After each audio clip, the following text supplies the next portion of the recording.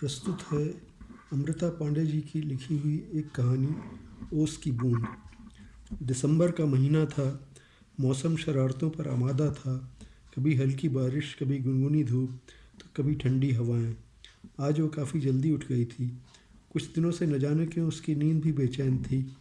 बाहर बालकनी में बैठी वो सामने लगे छोटे छोटे पेड़ पौधों को निहार रही थी। ओस की नन्ही नन्ही बूंदें पत्तों पर इतराती और पत्तों के हिलने से ज़मीन पर गिरकर अपने अस्तित्व को स्वयं ही मिटा देती। यही है जीवन का ताना बाना। कभी अर्श से फर्श पर आने में देर नहीं लगती। कभी काबिलियत के पंखों से ऊंची उड़ान हासिल करना भी मुमकिन हो जाता है।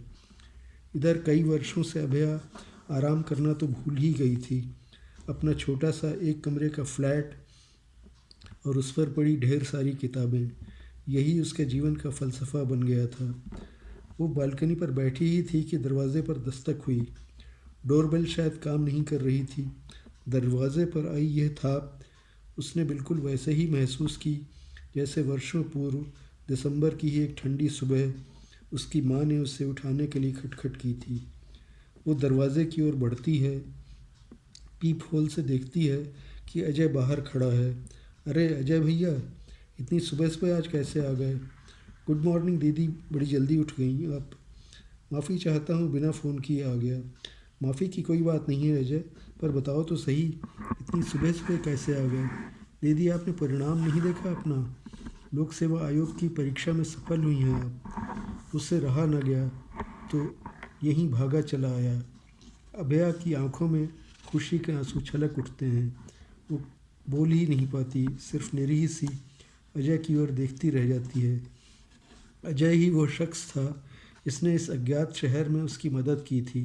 वो अजय से बैठने का आग्रह करती है, परंतु अजय हाथ जोड़कर उससे विदा लेता है। बस आज मेरा लक्ष्य पूरा हुआ, अभी चलता हूँ, पर जब भी इस भाई की कभी ज़रूरत हो तो अवश्य याद करना, यह हाजिर हो जाएगा। वह अजय को जाते हुए देखती है, सोचती है कितनी अजीब बात है। ज़िंदगी में कभी अपने दगा दे जाते हैं तो कभी कभी कोई अनजान इतना मददगार फरिश्ता बनकर ही आया था अजय उसके लिए। तो मन ही मन उसे ढेरों आशीष देती है। धीरे धीरे उसके मित्रों के बधाई संदेश भी आने लगे। तभी उसे राधा का ख्याल आया। अजय और ये सारे दोस्त तो बाद में मिले, लेकिन राधा तो वो सशक्त माध्यम थी जिसने उसे यहाँ पर पहुँचने में मदद की। वो राधा को फ़ोन मिलाती है। उधर से फ़ोन उठता है, पर अभया कुछ बोल नहीं पाती। बहुत ही मुश्किल से वो इतना कह पाती है, राधा, मैं सेलेक्ट हो गई। ये सुनकर तो राधा की खुशियों का कोई पारावार ही न था। दोनों सहेलियों की आंखों में खुशी के आंसू छलक आए। दोनों तरफ से एक निस्तब्धता सी छा गई।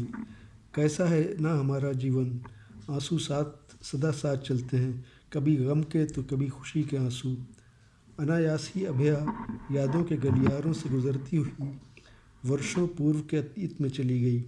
उत्तराखंड के अल्मोड़ा ज़िले के किसी सुदूर पहाड़ी कस्बे में बसा था उसका घर, जहाँ सुख सुविधाओं का लगभग अभाव था। पिता पेशे से प्राइमरी शिक्षक थे। अपने ही घर के आसपास की छोटी छोटी जगहों में पोस्टिंग पाते रहे थे। भौगोलिक परिस्थिति के कारण वहाँ पर ठंड यहाँ दिल्ली की तुलना में काफ़ी ज़्यादा होती थी। दिसंबर का ही महीना था। लगभग 7 बजे का समय रहा होगा। बाहर अभी भी धुंधलका सा था। अभया का उठने का भी बिल्कुल मन नहीं कर रहा था, क्योंकि रज़ाई के भीतर ही पैरों में एक सुन्नता सी महसूस हो रही थी। तभी माँ ने उसे पुकारा था और दरवाजे में हल्के हाथों में थाप दी। अभया उठकर जल्दी बाहर आ, तेरे चाचा आए हैं। चाचा? लेकिन माँ, इतनी सुबह सुबह क्यों? आंखें मलते हुए वह दरवाजे तक पहुँचती है। अरे पहले बाहर तो आ, तेरे लिए किसी अच्छे रिश्ते की बात करने आए हैं। बैठक के कमरे में बैठे हैं तेरे बाबू के साथ। तू भी हाथ मुंह धोकर आ जा, कुछ पूछना हो तो पूछ लेना। पास के गांव के प्रधान का बेटा उच्च शिक्षा हासिल कर शहर से लौटा था। प्रधान उसके विवाह के लिए किसी गुणी और सीधी सादी कन्या की तलाश में थे। उन्होंने मास्टर जी की बेटी अभया के बारे में सुना था, अतः उसके चाचा के माध्यम से ये प्रस्ताव भिजवाया। कहाँ सर्व सुविधा संपन्न प्रधान का परिवार और कहाँ अभया के पिता एक साधारण सरकारी मास्टर। आर्थिक तौर पर दोनों परिवारों में कोई तुलना ही नहीं थी, मगर फिर भी बहुत सारी लड़कियों के बीच उन्हें अपने पुत्र विकास के लिए अभया ही पसंद आई। उधर मास्टर जी के परिवार में भी थोड़ा विचार विमर्श हुआ। गांव में लड़की को कैसे ब्याह दें, पर नाते रिश्तेदारों ने सलाह दी कि लड़का पढ़ा लिखा है, कौन सा गांव में रहेगा, बाहर जाकर ही नौकरी करेगा, वहाँ शादी करने में क्या बुराई है। थोड़ा सोच विचार हुआ। बेटी ग्रेजुएशन पूरा कर चुकी थी, अतः मास्टर जी ने हामी भर दी। देखने दिखाने की औपचारिकता का दिन तय हो गया। अभया ने पहली बार विकास को देखा। वो सुंदर और सुडौल नवयुवक था, बिल्कुल किसी शहरी बाबू जैसा। अभया को मन ही मन वो पसंद आ गया। इस अवसर पर अभया के पिता ने यह भी स्पष्ट कर दिया कि वो दहेज लेन देन के पक्ष में बिल्कुल नहीं है, फिर भी अपनी सामर्थ्य के अनुसार जो कुछ भी बन पड़ेगा अपनी बेटी को अवश्य देंगे। बस फिर क्या था, चंद महीनों में ब्याह भी हो गया। अभया दुल्हन बन ससुराल पहुंची तो वही परंपरागत सामाजिक बातें शुरू हो गईं जो सदियों से हमारे समाज में होती आई हैं। मसलन दहेज में क्या क्या आया। विकास की बुआ ने तो ताना तक मार दिया। मास्टर ने बेटी को बिना जेवर के कैसे ससुराल भेज दिया। खैर, इन बातों को समाज का हिस्सा मानकर उसने दिल से नहीं लगाया। वो सहज भाव से सबसे प्रेम पूर्वक मिलकर ज़िंदगी की शुरुआत करने लगी। वहाँ भी बहुत बड़ा परिवार नहीं था। प्रधान, उसकी पत्नी, 2 बेटे और एक अविवाहित बेटी। कुछ महीने तो सब कुछ ठीक ठाक रहा, पर न जाने प्रधान का हृदय कैसे परिवर्तित हो गया। एक उम्र दराज आदमी किसी के कहने सुने में आ जाता है, ये बात समझ में नहीं आती, पर ऐसा हुआ था। कहते हैं कि गांव के दूसरे घरों में जब लड़कों की शादी में दहेज आने लगा तो प्रधान का मन डोल गया। अभया की अनुपस्थिति में घर में पंचायत बैठी और सभी को लगा कि विवाह में दहेज की मांग न करके उन्होंने उस वक्त अपनी साख तो बना ली, परंतु भारी नुकसान करा लिया और अपने गांव में नाक नीची हो गई। अब तो अभया के प्रति उन सबके व्यवहार में बदलाव आने लगा, जिसे वो खुद भी महसूस करने लगी थी। उपेक्षा का दौर शुरू होकर अत्याचार की हद तक पहुंच गया। उसने इस उपेक्षा की वजह जाननी चाहिए, लेकिन कोई प्रत्युत्तर नहीं मिला। विकास स्वयं तो उसे परेशान नहीं करता, परंतु घर के और सदस्य कुछ भी कहें तो वो मूक दर्शक सा बना रह जाता, मानो गोबर का कोई गणेश हो। अभया उससे कह कह कर थक हार गई, पर उस पत्थर की मूर्ति में कोई हलचल नहीं हुई। ऐसे नाजुक मोड़ पर अभया को राधा का सहारा मिला। राधा पड़ोस में रहने वाली विकास के रिश्ते की बहन लगती थी। वो अभया की बहुत बड़ी प्रशंसक थी और उसकी सुख दुख की सच्ची साथी थी। जब अभया ने उसे अपने कष्टों के बारे में बताया और आगे पढ़ने की चाह जाहिर की तो राधा को बहुत खुशी हुई। राधा एक पढ़ी लिखी और समझदार युवती थी, जो शहर में जाकर उच्च शिक्षा हासिल करके गांव वापस आई थी और स्वरोजगार के क्षेत्र में नए कीर्तिमान स्थापित कर रही थी। उसने अभया के लिए शहर से कुछ पाठ्य सामग्री मंगवा कर उसे दे दी और उसे दिल्ली जाने की सलाह दी। अपने खाली समय में अभया भी जी जान से पढ़ने लगी। उसने अपने माता पिता से भी अपनी दुविधा का हल्का सा जिक्र किया था, परंतु ज़्यादा नहीं, क्योंकि वो उन्हें परेशान नहीं करना चाहती थी। उनकी और भी जिम्मेदारियां थीं। लगन की एक सुनहरी डोर पकड़ कर वो आगे बढ़ रही थी। राधा की दी हुई किताबों में से एक प्रेरणादायक सूक्तियों से भरी हुई पुस्तक भी थी, जिसमें मिशेल ओबामा का एक प्रेरणादायक कथन था। इसका सार कुछ इसी से मिलता जुलता था। जो लोग तुम्हें जीवन में नीचा दिखाते हैं उनसे दूर रहो, अपनी काबिलियत को पहचानो, अच्छे रिश्तों में बंधो। ये आपके आत्मसम्मान को चोट नहीं पहुंचाते हैं और आपके लिए खुशहाल साबित होते हैं। इसी सूत्र को लेकर उसने जीवन में आगे बढ़ने का संकल्प लिया। सभी लोगों की काफ़ी सेवा करती थी वो, मगर फिर भी परिवार वालों के व्यवहार में कोई परिवर्तन नहीं आया। वो मानती थी कि आत्महत्या करने या लटका दिए जाने से बेहतर है कि समय रहता अपना जीवन बचा लेना चाहिए। क्योंकि अन्याय अब हद के बाहर हो चला था। इस बार उसने विकास से तटस्थ होकर बात करने की ठानी।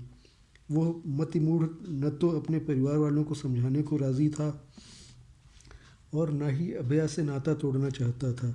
उसके मन में क्या था ये अभया कभी भी जान नहीं पाई। आज उसने निश्चय कर लिया था कि अब वो इस अंधकूप में ज़्यादा देर नहीं रहेगी और रोशनी की तलाश में निकलेगी।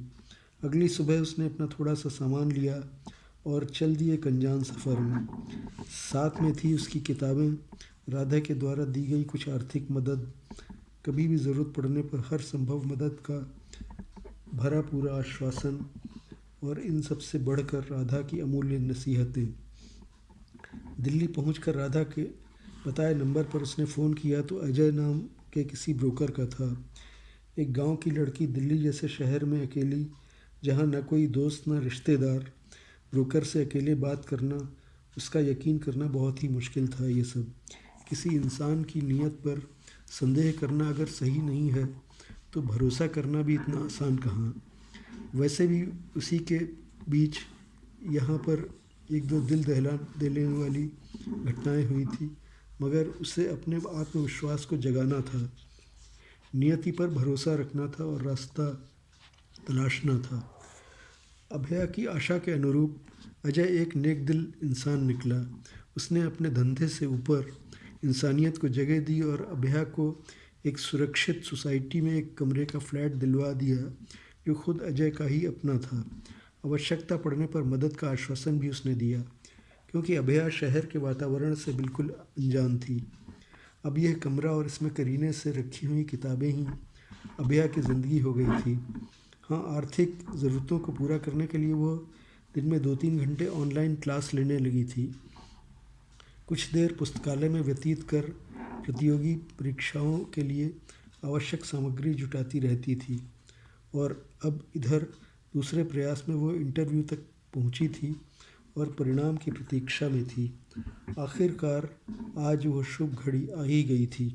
अपनी रैंक के अनुसार उसे भारतीय पुलिस सेवा में नियुक्ति मिलनी तय थी। उसने आंखें बंद कर ली। वो खुद को खाकी में तैनात देख रही थी और उसके कंधे पर स्टार लगे थे।